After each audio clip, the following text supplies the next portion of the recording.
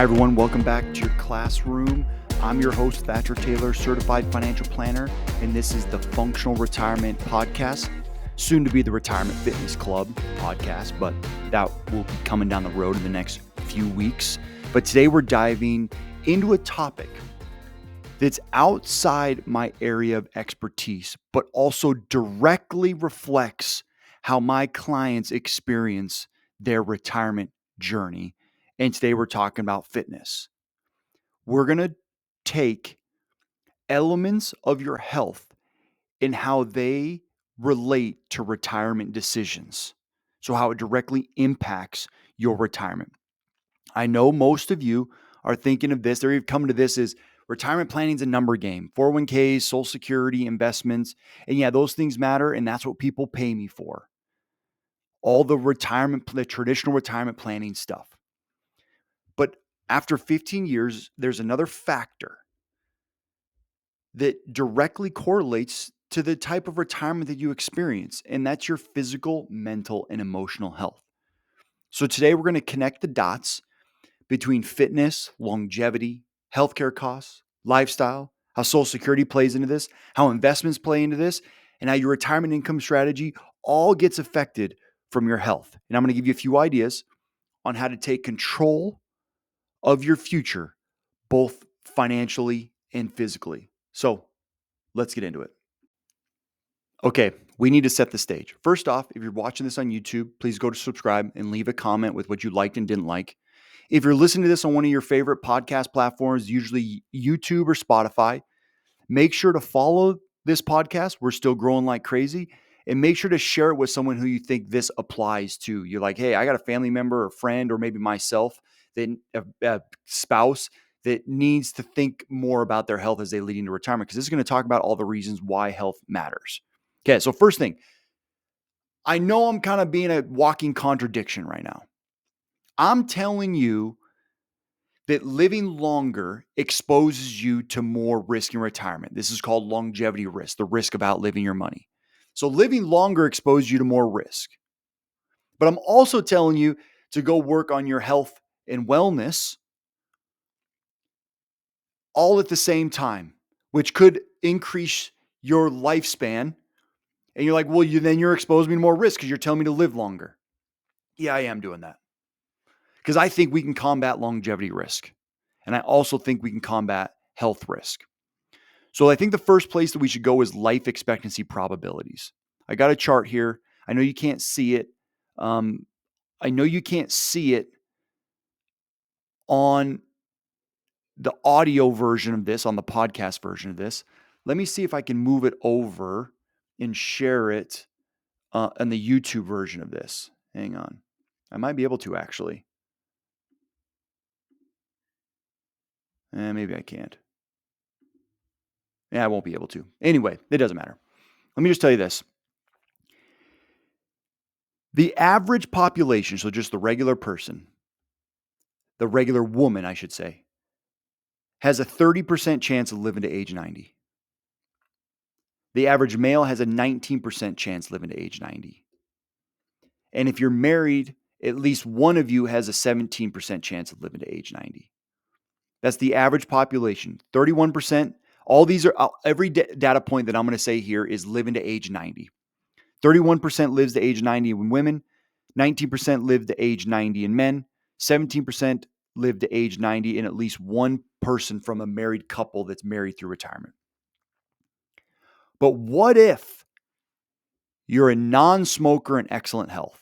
So let's say you're in excellent health, you take care of yourself. The women goes from 31% to 53%.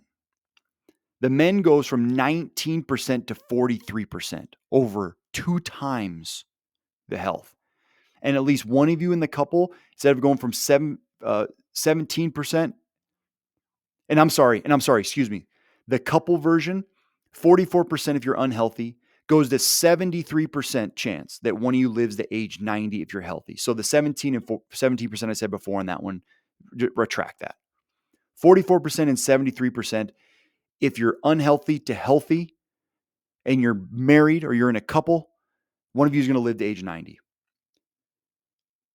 Then data shows that being healthy doubles your chance over 2 times in some scenarios, your chance of living to age 90 in retirement. So what that does is that increases longevity risk, which is the risk of outliving your money. It could expose you to rising healthcare costs or long-term care costs.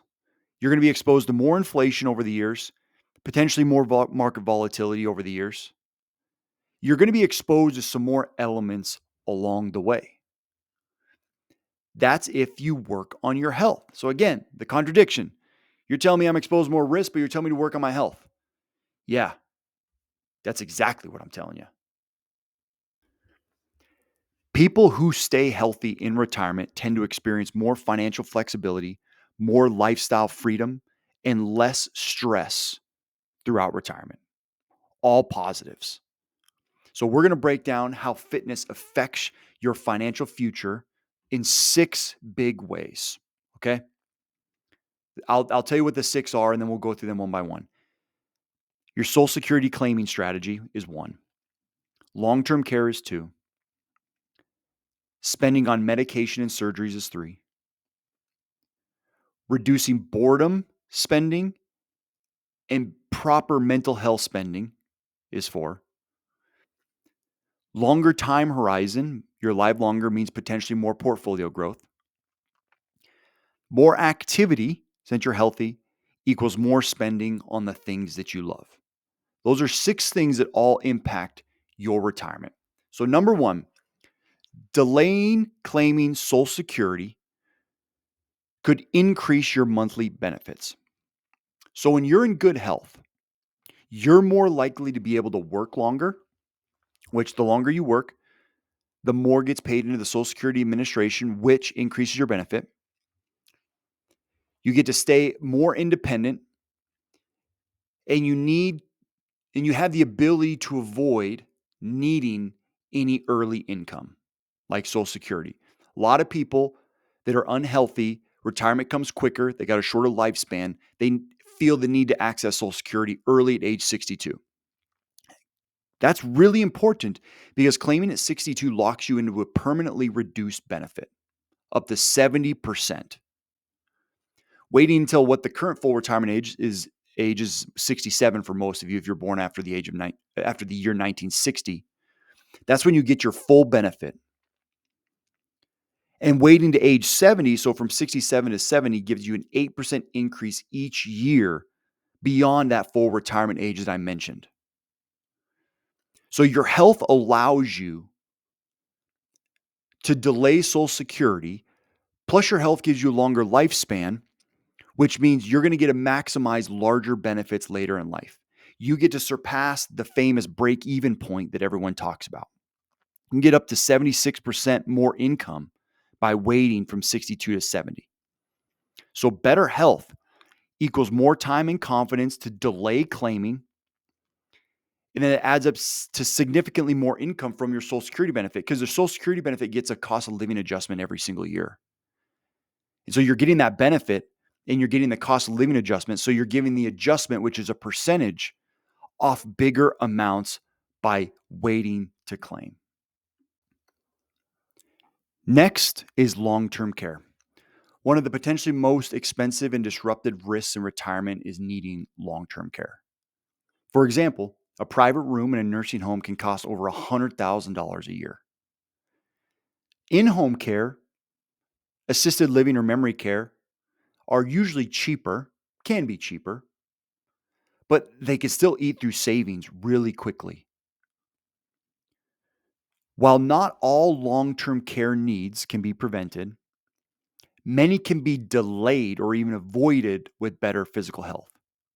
Strength and balance reduce fall risk. So that's why you need to work on really important musculoskeletal structure exercise to build just your strength and balance. That reduces fall risk. And one of the most common ways elderly people die is from falls. You can look that up too. Cardiovascular fitness supports brain health and heart health. Cardiovascular fitness, or your VO2 max, is one of the greatest predictors of longevity.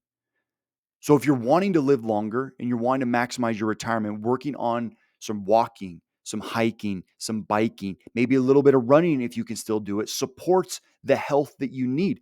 This avoids a lot of heart, breathing, and medical complications along the way. Then mobility and flexibility preserve your independence. It helps support being able to do everything else. Having difficulty moving really makes living in retirement difficult. That all increases the potential of spending more money on long-term care costs maybe sooner than you need them.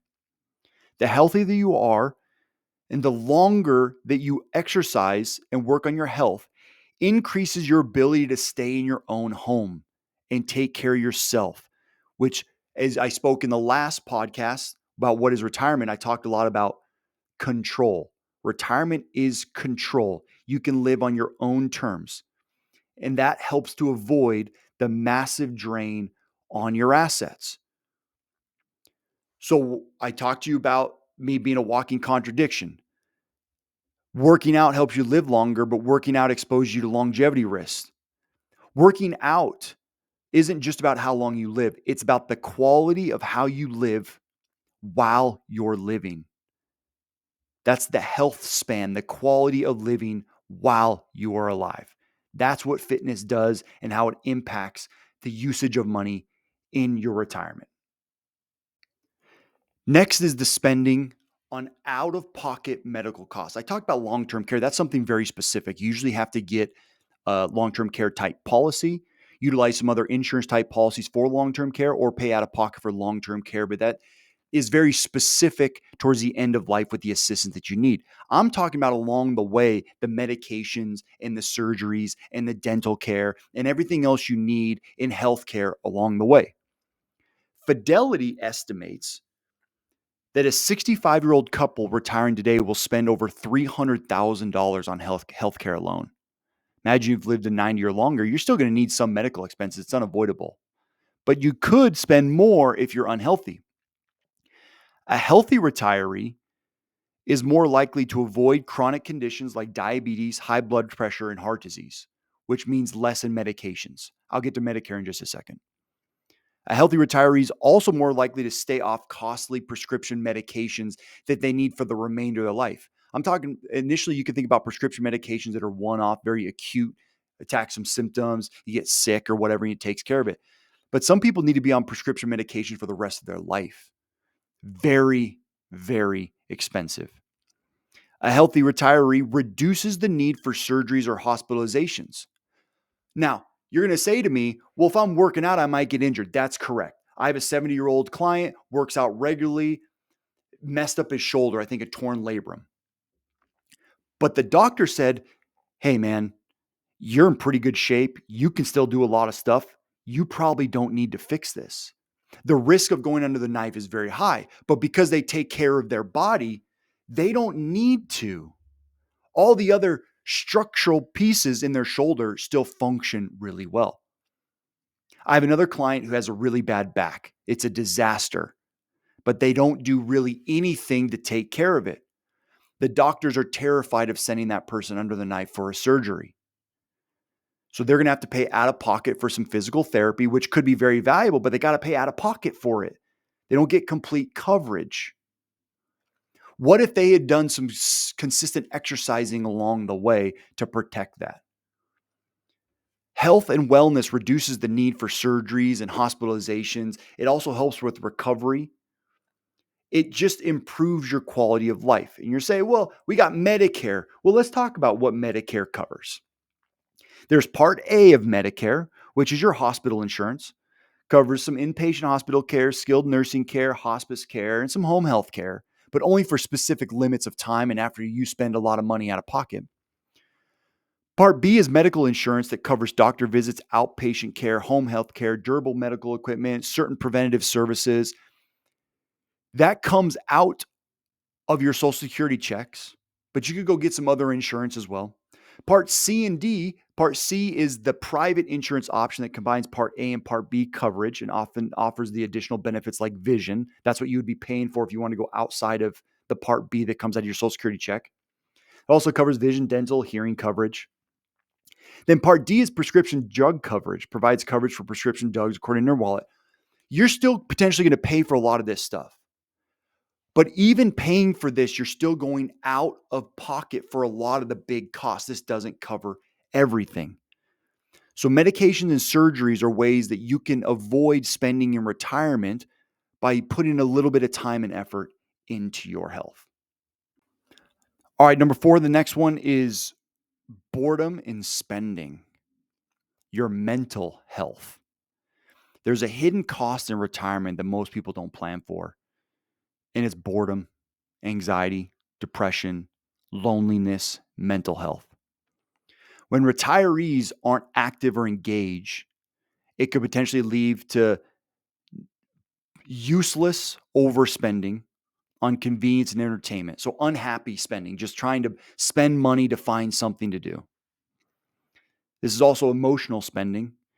Your hobby is just going out and spending money because you don't have any real sense of purpose and value in retirement. Isolation and even depression comes into play because you don't have any real purpose with the money that you've accumulated, so you just go spend it. Now, I know this is varied in how it relates to you. You could have a lot of money, you could have very little money. If you have very little money in retirement, this type of stuff impacts you even more. If you have a lot of money, it's less impactful. But if you have a lot of money, then you just need to think about what your purpose is and why you're doing this. But physical fitness often leads to mental and emotional fitness. It keeps you socially connected because normally you're going to be involved with a group. I always recommend, first recommendation I can make is finding some sort of group, a gym or a group that you can be a part of. Pickleball, fitness facilities, walking, running, hiking groups, really important. What it does is it gives structure to your day, which prevents useless spending. And you can look forward to the next activity you have instead of filling in the gaps.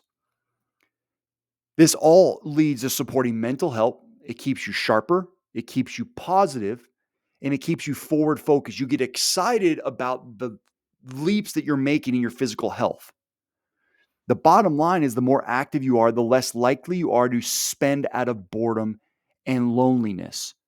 And we're going to get to this. Remember this, because I'm going to be a walking contradiction, is what it's going to seem like. But I'm going to tell you the other side of the coin is now that you're active and healthy and you have purpose, you get to use your money your way, the right way, the proper way.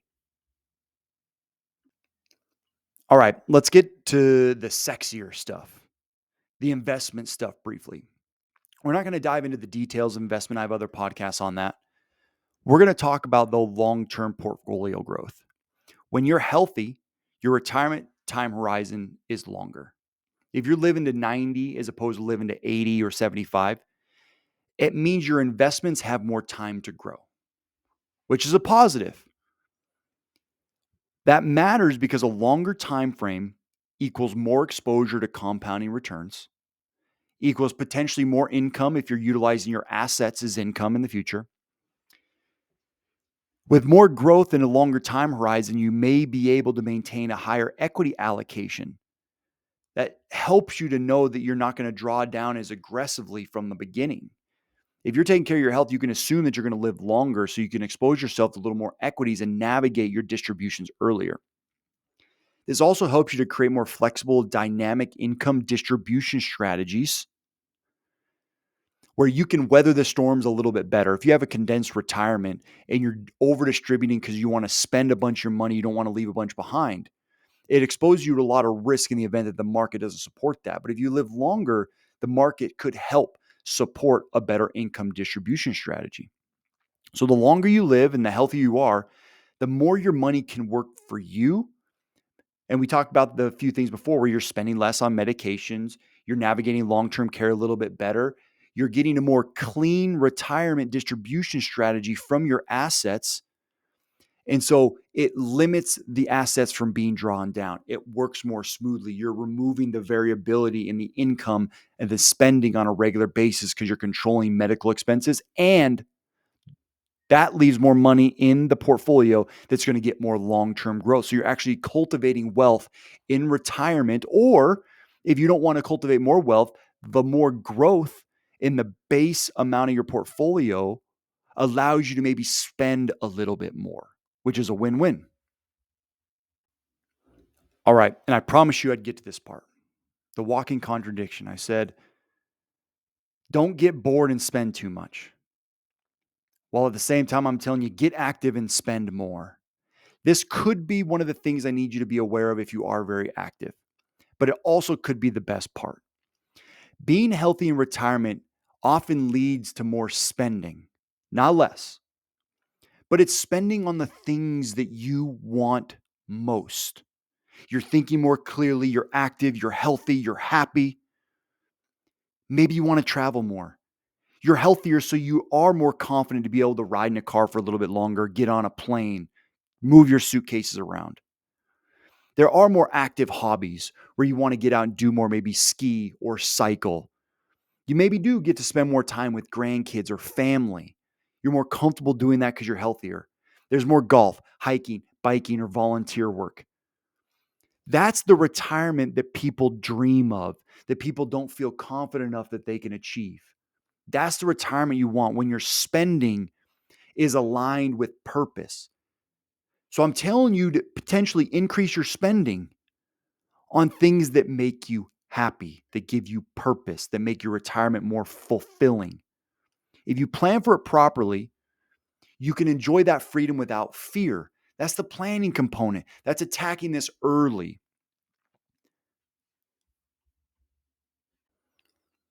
Okay. And I promise you, I'd give you some tips on how to do this. It's never too late to start. Let me just give you some background on me. The only official fitness certification I got, and this is a real certification, was the CrossFit Level 1 certification, which is a weekend certification with the test that teaches the CrossFit methodology, which is a blue blood I'm a blue blood CrossFit methodology person. I believe the CrossFit methodology, the functional movement, cardiovascular health that came from the CrossFit methodology was the most valuable things that happened in the fitness world, potentially in history. So you might be thinking and listening and thinking, this guy doesn't know what he's talking about. But once I took that, I've grown up playing sports and trying to be healthy. I noticed that I wasn't getting very healthy in my early to mid 20s. I noticed it quickly. I made an adjustment, got involved with CrossFit reluctantly, I should say. That's a whole different story.